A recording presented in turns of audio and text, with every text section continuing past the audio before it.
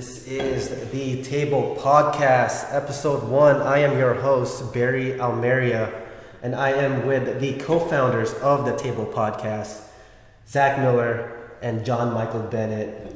We were going to have Calvin and Rob, but they had other things to do, so I'll just mention their name in spirit. But hey, welcome guys, welcome. This is the first episode. This is it. This is it, dude. This is the documentation, bro. This is the documentation. So, just a little bit of introduction. I'm Barry Almeria. I run a video production service, trying to get it off the ground, One Crate Productions. And I'll head on over to Mike. What's your little bit of intro there? Awesome, mate. I really appreciate you taking the time to put this all together. My name is John Michael Bennet. Go by Michael or Mike. It's my pleasure to be here, talking to everybody. We just a bunch of buddies who were sitting around one day, and we said, you know what, we got a lot of experience between us, and we're at that age now to where we have both experience, but we still got youth. Yeah. You know, and that's we're in that sweet zone to where we've got the experience to share with people, but then we've also got the youth to kind of be willing to learn new things ourselves. So while we're going through this learning process and of entrepreneurship, and the learning process of seeking financial freedom and generational wealth building, just to be able to share that with others is definitely why we're here and why I'm here. Yeah, contribute to the world, right? Yeah. My name is Zach Miller. Active duty Coast Guard. Right now I'm looking to get out next year. I also help my friend Billy Anderson. He has a digital marketing agency called the Level Up Group. I currently run 4 ad accounts with 2 different platforms. I specialize in Facebook and Google. And I also have my own company called With Intention. Nice. Facebook. Yep. Hey, good having you guys. So we had a conference earlier to build up some sort of business plan with some other folks on Zoom, and the one thing that I want to say on this podcast is we have to make a pledge, because I think we are making history, and we are making something that's valuable.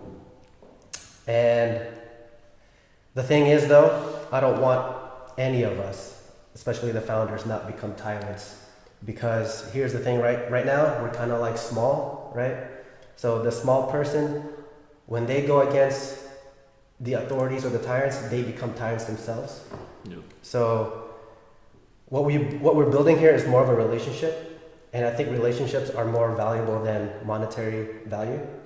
And so yeah, we have to make a pledge that we are not going to become tyrants when we do become big, and that we're just going to contribute to the world, add value to people, add value to one another, and just build relationships. So Absolutely, right? Yeah, absolutely. Yeah. Absolutely.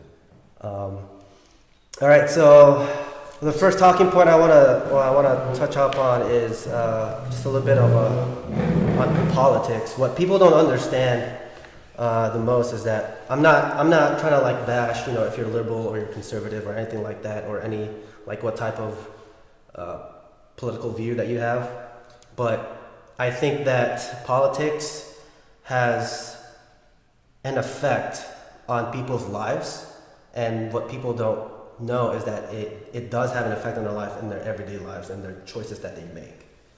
And what do you guys think? Like, what do you think on the state of politics right now? Like, So for me, politics is one of those topics that people typically shy away from because it is very polarizing. It's very polarizing, but we need politics, to make things run, and we need to share our differing views and our differing viewpoints and stuff like that, because what we don't want to happen is we don't want to end up in a vacuum of thoughts, right? We don't want to end up in a void to where the only thoughts that we have are our own thoughts.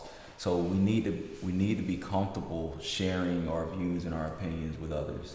Is my take on politics in general and the discussion of it. And then as far as the current state of the country that we live in here in America, what I think we're seeing in politics now is the social media, the impact social media is having on politics. Mm-hmm. I think that's major. Yep. I think that politics have unfortunately become a popularity contest. Yeah. People are having that same type of brand loyalty that they would to a sports team, To right? like their news and all that. Yeah. To certain news. Everything It's right like I'm now. a Fox News person or Yeah. CNN Yeah, person. yeah. Yeah. Exactly. Everything in this day and age seems like it's very, very brand oriented, and to the point to where now I think that if you were to pit a politician's viewpoints up on a screen in front of somebody, just a white screen with black letters, and people were to read that politician's viewpoints and what they stand for and what they wish to achieve, I think that would make voting for some of these people a lot harder, instead of just the blind followership that we got going on now. Yeah. Zach, what's your take, bro? I mean, politics, it's a touchy subject. Yeah. Especially right now. I feel like the white elephant in the room is we lack unity.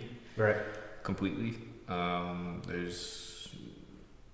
not even saying like black, white, whatever, like sort of non-vax, segregation, all that stuff. But one thing is that we do like unity, and it's just so tough. It's very honestly tough. to It's tough. It's Yeah, tough because it's so crazy how you could just lose sight of like where we would like to go as like a country, Right. because we're so caught up in our differences. Exactly. And like how you were saying, like it is important for us to have our differences, because in order from our conflicts, we're gonna need a resolution to like come together, because one side or one way you think is not always gonna be the right way you think. You're gonna need that balance.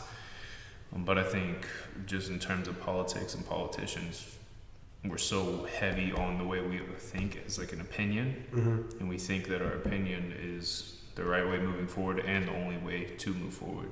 Right. So that's my view. I mean, Yeah. it's not much of a view. I feel like that was a very opinionated way on politics, but yeah.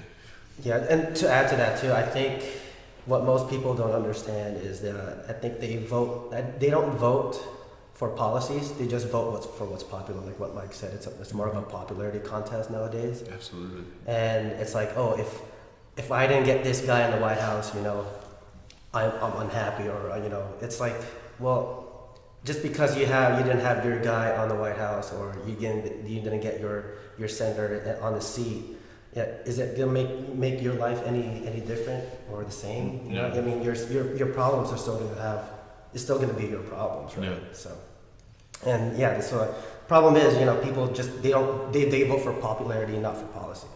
Absolutely. So, and next topic is accountability, right? Accountability is hard to come nowadays, because you have this generation that grew up on social media. You have 25 to 30-year-old men who's still living in their mom's house, right? They don't have a plan to move out, and they're just kind of like spoon-fed. Now, there could be some reason they could be living in their parents' house, right? Maybe they could be caring for their parents because they're elderly or stuff like that. But we know the type that Yeah. we're trying to talk about. yeah, but as far as accountability, I think there's more. The entitlement issue is staggering. It's staggering, bro. Especially this generation that grew up with social media. Yeah. So what do you think, Mike? Like, My take on accountability is that we're all going to end up being held accountable. right? And either we hold ourselves accountable or life's gonna hold us accountable. So when you hold yourself accountable, what you're doing is you're saying that my lifestyle, I'm gonna have a lifestyle budget, and and that's how I'm not gonna live a lifestyle that's less than what I can produce or more than what I can produce, right? But when you're not holding yourself accountable, it's almost like saying, hey, I'm gonna pit my life on credit. Right. Well, eventually that credit card bill comes due, right? And that's when you find yourself not in the physical shape you want to be in. That's when you find yourself not in the financial state you want to be in and stuff like that, right? Because now that bill is due. Right. You know, now all of that time that you spent slacking off is due. So either we hold ourselves accountable or life's going to hold us accountable. Absolutely. Just to go off that, I believe a major key role is perspective. And honestly, you can foresee like the measures of accountability, whether something is truly your fault. Like at the end of the day, whatever is going to occur, you should accept accountability, because although it could be something negative, and again this goes back to playing into perspective, although it could be something negative, it could be teaching you a lesson, right? Like how he was saying, like running that credit up, and that bill is going to be due. Like you foresaw this, so you should take accountability. Yeah. If you're being hazardous with your actions in life, then you need to hold yourself accountable, or life will hold you accountable. Yeah. And I think holding oneself accountability is the most hardest thing, because people will always they have that victim mindset nowadays. It's like, this system or this person is holding me down. And just like, okay.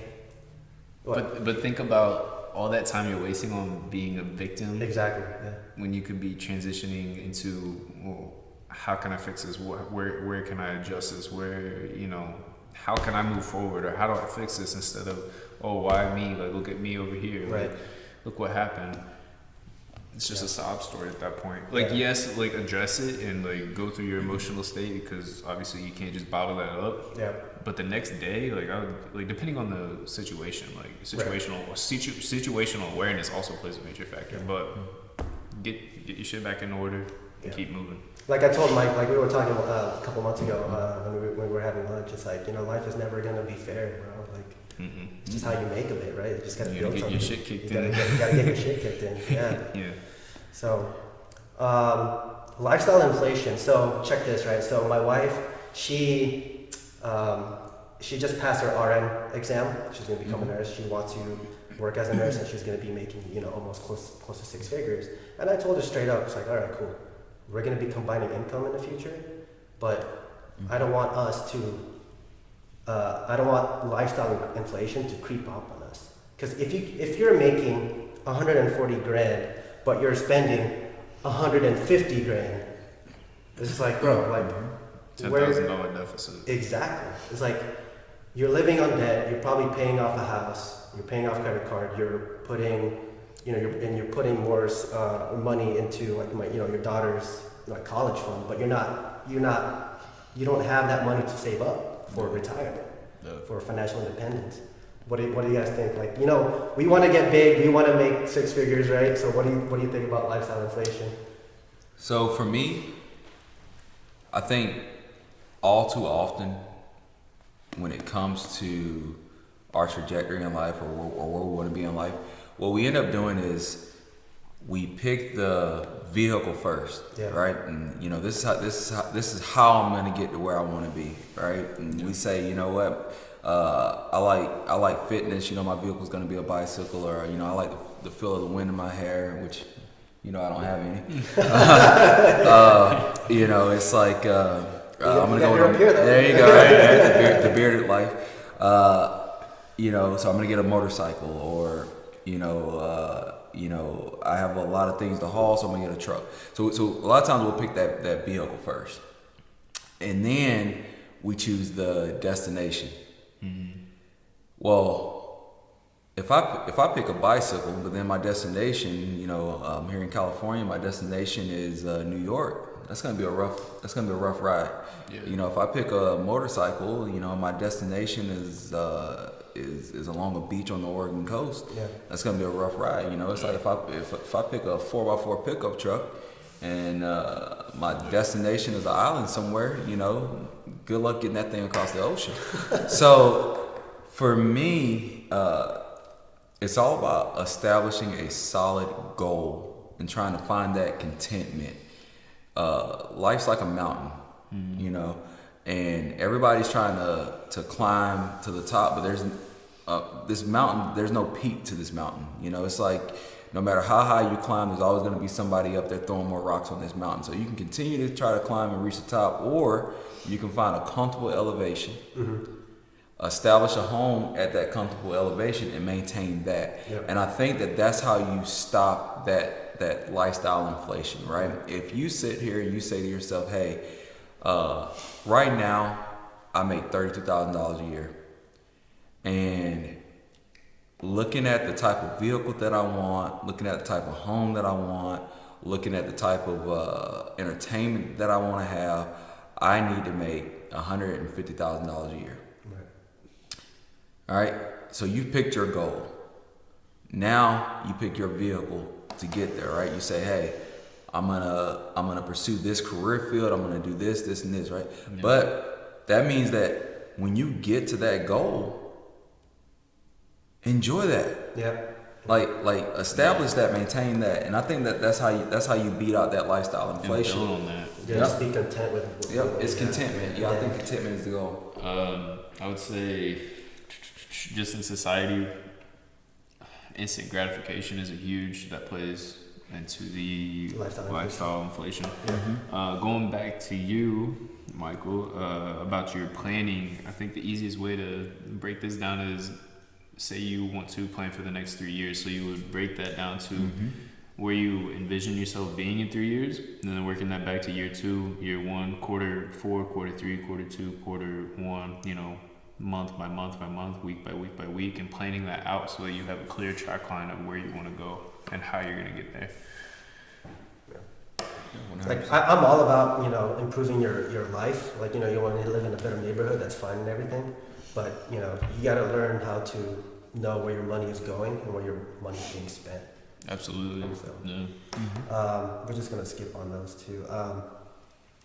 So on top of that, retirement. Retire. We all want to be retired one day. Probably living on the beach, right? Just not working anymore. I don't know, man. Like if school taught about early retirement, bro. I don't mind working. Yeah, to be honest, bro. Because there's so many ways that you can just generate wealth. Yeah. While sitting at a beach, right? While you're on retirement, you know, it is retirement. Like people are out here retiring in their 25s, if that's the case. They're buying assets, and then they're making money off those assets. Like I think that's another thing off the lifestyle inflation is investing in assets and not liabilities. Like for myself, I bought a car that was above my budget whenever I was 20.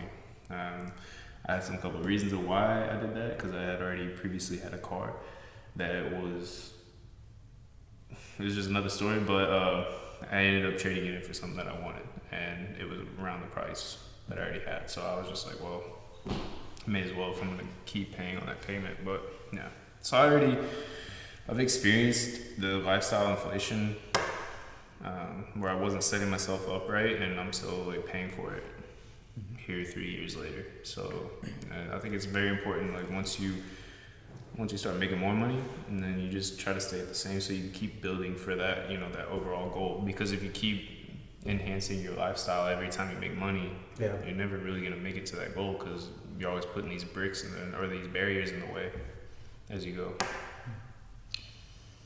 Yeah, for me, the goal is to retire, not be tired.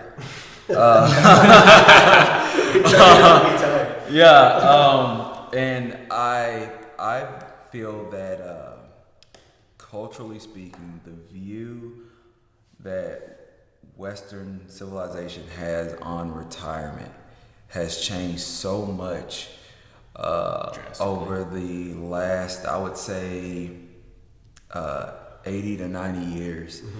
There was a point in time where the American dream was, hey, I'm gonna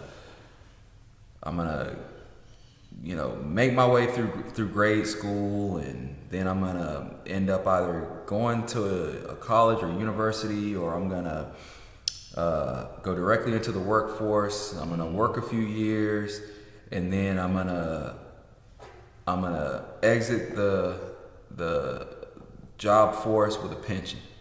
And that pension is gonna be able to provide for the lifestyle that I've built. Basically, I've climbed to a comfortable elevation on the mountain, and my pension is gonna help keep me at that elevation. I'm gonna be content at that point. Yep. And what's happened though is we've allowed that lifestyle inflation to price us out of that ability.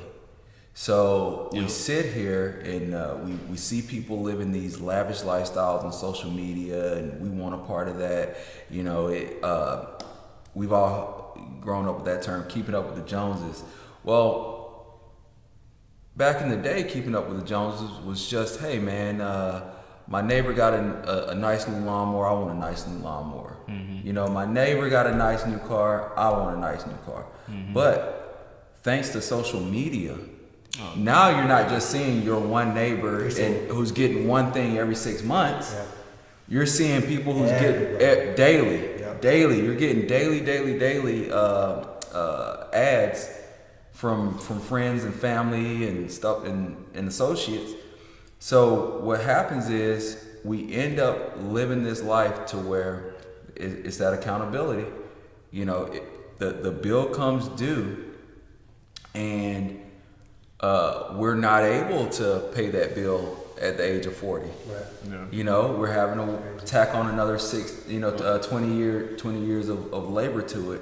And so for me, when it comes to the idea of retirement, that to me should be the ultimate goal for anyone that's working. We're not ants. We're not bees. We shouldn't work until we die. That's not, be it if you believe in creationism, if you in intelligent design, or if you believe in evolution, or even adaptation. Whatever you believe in, you can't tell me that you believe that human beings are meant to work 9 to 5, Monday through Friday, from the age of 18 to 67. I heard a couple of people talking one day, and one asked the other one. He said, "Man, what are you gonna do whenever you're done with the military? What are you gonna do when you retire?" And he said, "I don't know, man, but I'm gonna get a job doing something, because when you don't work, you die. When you stop working, you die."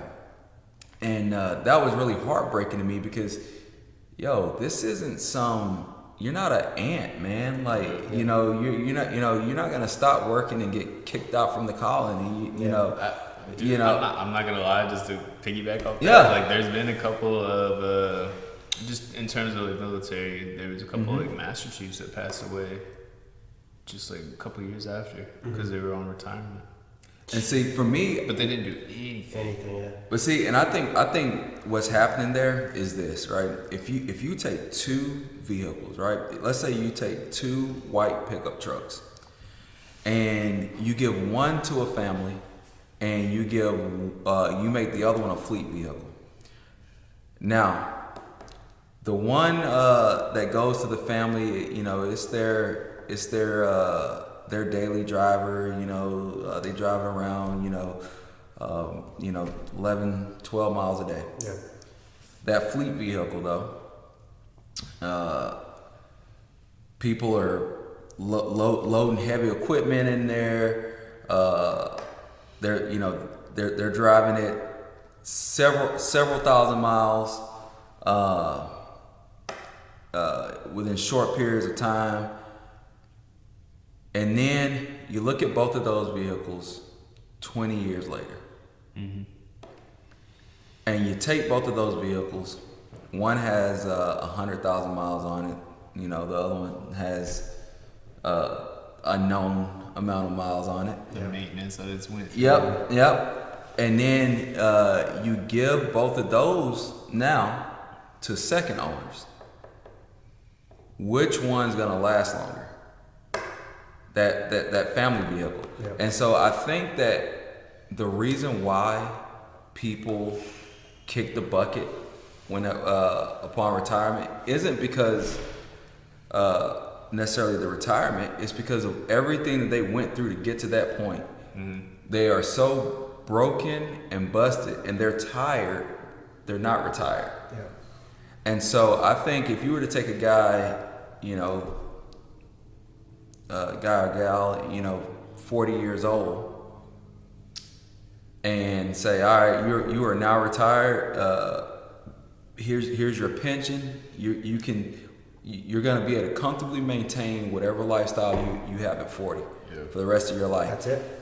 And then you take somebody else and say, all right, now you though, you're gonna spend an additional 30 years working. Yeah. Now they're both at the age of 70 years old.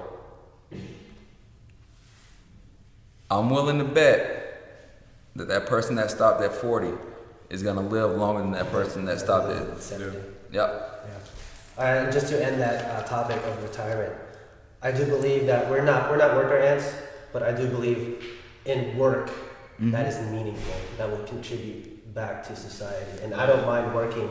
Like this, what we're working on. That we're working like, on. Yeah. I could do that. You know, it's a passion project. I think as long as you love what you do, you could work. And I think that's a problem too. Is like people when they retire from the workforce or the military and they have nothing else to do with it, it's because they don't. I think they lack passion. Yeah. And they lack some sort of creativity of how they want to add value to. I think initially it's just the lack of courage of thinking that they could go out and actually do what they love to do. Because everybody enjoys something. Right. There can't be anybody out there that just sits there and does nothing. Or, you know, there's something that has to make you tick. Right. So. Exactly. And then just to bounce off, just like here lately, I've been reading.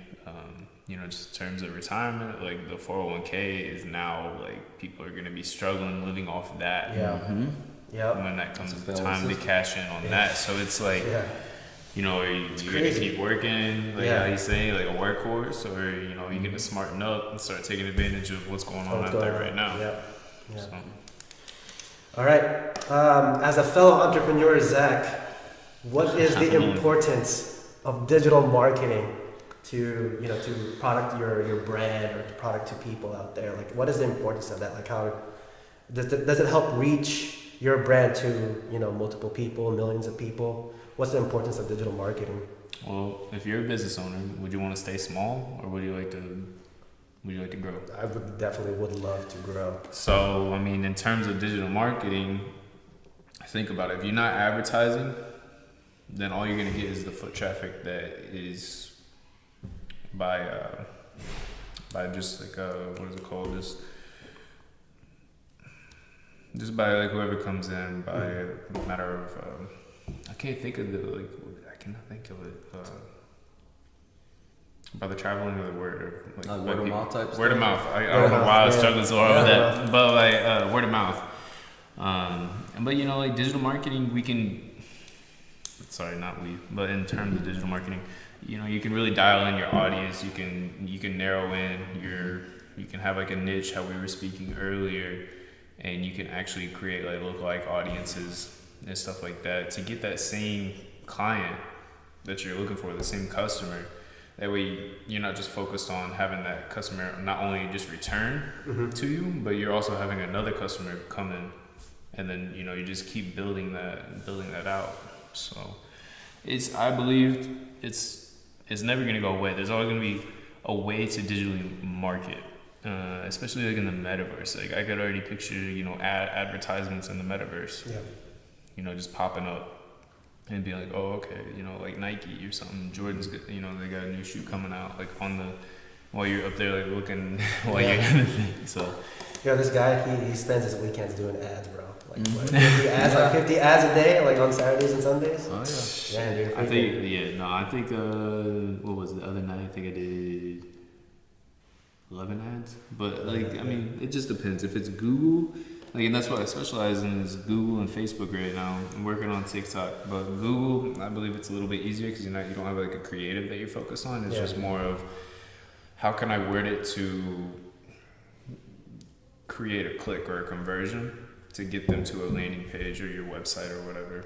But is there a lot of creative writing involved, or do you a lot of ad copy. That's what I focus on. So like when we work together, so you focus on like the creative, and I would rely on you to give me the creative that speaks what I'm trying to write. Okay. Or if we both develop, obviously we would have to come together and see like what kind of image that we would try to portray, and then I would just write a certain little hook, if you'd say, to get them to click. Get that to click, get people to come to you. Yeah.